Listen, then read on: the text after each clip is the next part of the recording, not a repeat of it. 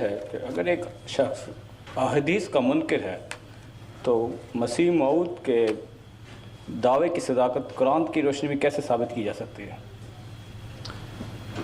इस सवाल के दो पहलू हैं। अगर हदीस का मुनकिर है तो कुरान का 100% कायल भी ना रहा।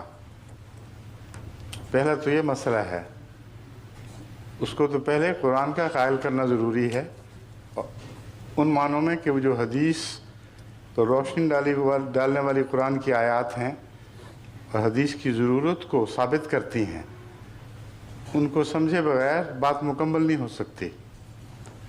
क्योंकि वाक़या यह है कि अगर कुरान भी पेश किया जाए तो कुरान की आयत के मुख्तलिफ़ मानी मुख्तलिफ़ लोग करते हैं और एक ही आयत के मुतफ़र्रिक़ मानी मौजूद हैं हमारी तफासिर में भी। तो मुनकिर हदीस के लिए ये मसला दरपेश होता है कि वो कहता है तुमने ये माने किए, मैं ये माने करता हूँ, तो कुरान भी उसको काफ़ी नहीं। जो कुरान और हदीस को अलग कर दे वो बदनसीब है, क्योंकि कुरान करीम ने ख़ुद ये फरमाया है कि ऐसा शख्स जो खुदा और रसूल के दरमियान फ़र्क करता है वो ईमानदारों में से नहीं है।